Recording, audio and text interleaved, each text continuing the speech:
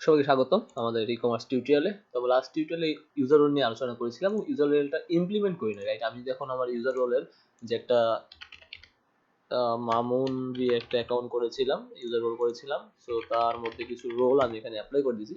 So এখানে actually দেখেন সে side বারে সব রোলগুলো এখানে পাচ্ছে, বাট আমরা যে রোলগুলো এখানে অ্যাক্সেস দিব সেটাই পাওয়ার কথা, রাইট? এখানে অনেকভাবেই করা যায়, তো আমি একদম বেসিক ইউজার রোলটি আপনাকে দেখাচ্ছি এবং আরো আপনি যদি এখানে মিডওয়্যার তৈরি করে আরো কাস্টম ভাবে আরো অ্যাডভান্স ভাবে তৈরি করতে পারেন। ওকে, সো আমি অ্যাডমিনে যাই এবং আমার মেইন রোলটা হচ্ছে সাইড বার নিয়ে অ্যাকচুয়ালি। তো আমি সাইড বার পার্সিয়ালে গিয়ে সাইড বারে যাচ্ছি। তো এখানে ফার্স্ট অফ অল আমার যে ক্যাটাগরি আছে সেটা যদি অ্যাক্সেস দিল কিনা, সো এটা ফার্স্টে দেখাতে হবে। এবং আমি আপনি লক্ষ্য করেন আমার যে লারাভেল 8 এ ইউজার্স টেবিল ফলো করেন, সেখানে কিন্তু আমার অলরেডি ক্যাটাগরি নামে একটা কলাম আছে। তো আমি এখানে খুব সিম্পলি এখানে ইমপ্লিমেন্ট করি, তাহলে এভাবে করতে পারি। লাইক আমার অ্যাড ইফ অথ ইউজার যেটা আছে আমার, সেই ইউজারের যদি ক্যাটাগরি যে ফিল্ড আছে তার ভ্যালু ইকুয়াল 1 হয়, তাহলে আমার এই পোর্শন সে পাবে। Otherwise at else at in if, এবং দেখা বলবো ওকে। সো আমি দিলাম হচ্ছে গিয়ে return redirect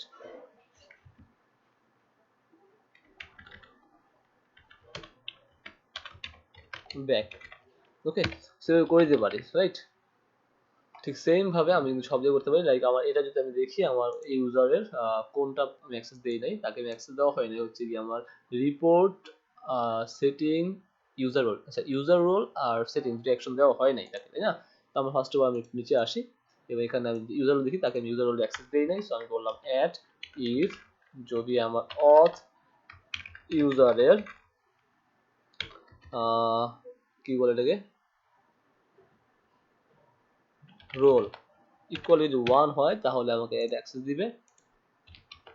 else at in if তাকে আমি রিটার্ন রিডাইরেক্ট ব্যাক করে দিচ্ছি। ওকে, তার মানে আমার সে এখন আর দেখেন রোল পাবে না, ইউজার চলে যাবে এখান থেকে।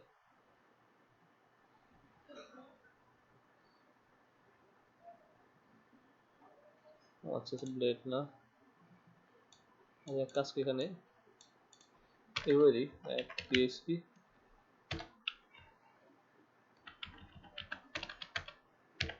At int PHP.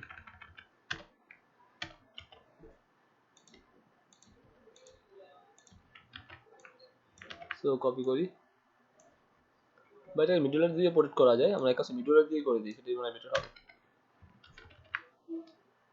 আচ্ছা, এখানে মানে সম্ভবত ইউজ করছিলাম। সো দেখেন এখানে কিন্তু ইউজার রোল চলে গেছে, তাই না? সো আমি ড্যাশবোর্ডে আসি। ওকে, আচ্ছা এটা পরে আসতে দেখি কি অবস্থা দাঁড়ায় আমার। এখানে রাউটসে আসি, আমি ওয়েবে আসি, ইউজার রোল,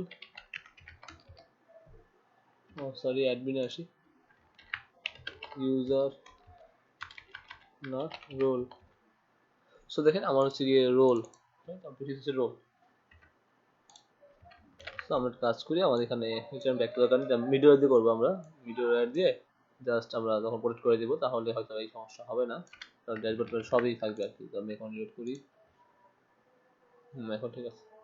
সো রোলটা এখানে উঠে গেছে, সেটাকে আরো ইজিলি আমরা কস্ট করতে পারবো। হ্যাঁ, তো ওইটা ওইভাবে করে দিব, আমার সমস্যা নেই। জাস্ট সিম্পল ওইটা দেখাচ্ছি, এটা মিডওয়্যারে বানিয়ে একটা দেখানো যেতে পারে। সো পরে আসি প্রোডাক্ট নিয়ে, প্রোডাক্ট। তো প্রোডাক্টটাকে আমার 1 আছে কিনা তাহলে শো হবে, আদারওয়াইজ জাস্ট এখানে অ্যাকচুয়ালি হাইট শো এর ব্যাপারটাই হচ্ছে, এখানে আর তেমন কিছু হচ্ছে না। এখানে প্রোডাক্ট আসি, manage product. So that's it. LI UL, এলআইটা এখানে ক্লোজ করা হয়নি, রাইট? অ্যাট ইন্ড ইফ, তারপরে হচ্ছে আবার অ্যাট ইফ যদি আমার অথ ইউজারের অফার ইকুয়াল 1 থাকে তাহলে আসবে, আদারওয়াইজ আমরা মিডওয়্যার প্রোটেক্ট করবে। আমরা মিডওয়্যারটা দেখিয়ে দিব। So order at end if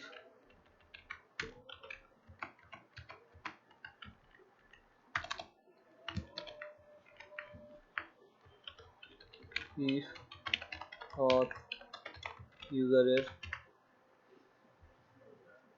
block 1 হয় at index if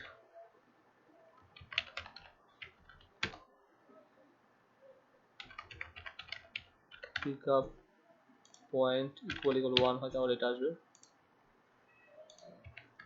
at index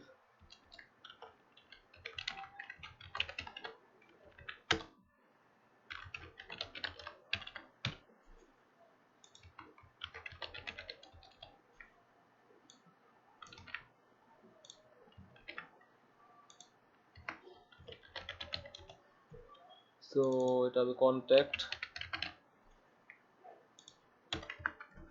এটা হবে report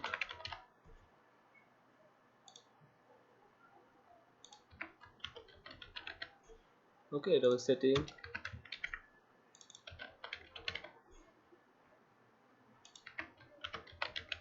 দ্যাটস ইট এখন আমার যে রোলগুলো থাকবে সেগুলো আসবে না হলে সে আসবে না সো এখানে দেখেন সেটিং চলে গেছে তার মানে হচ্ছে ওর কাছ থেকে এই রিপোর্টগুলো তুলে নেওয়া হয়েছে সো এই রিপোর্ট এমনি হয়ে গেল তো এটা কাস্টমার কিভাবে মানে তৈরি করতে পারবেন আপনারা নর্মালি এগুলো তো আপনারা জানেন তো এখন মোটামুটি এটার কাজ ছিল সো ম্যানেজ প্রোডাক্টগুলো সবই তো হয়ে গেছে এডিট সব হয়ে গেছে রিপোর্ট প্রিন্টও দেখেছি তো okay guys thanks for watching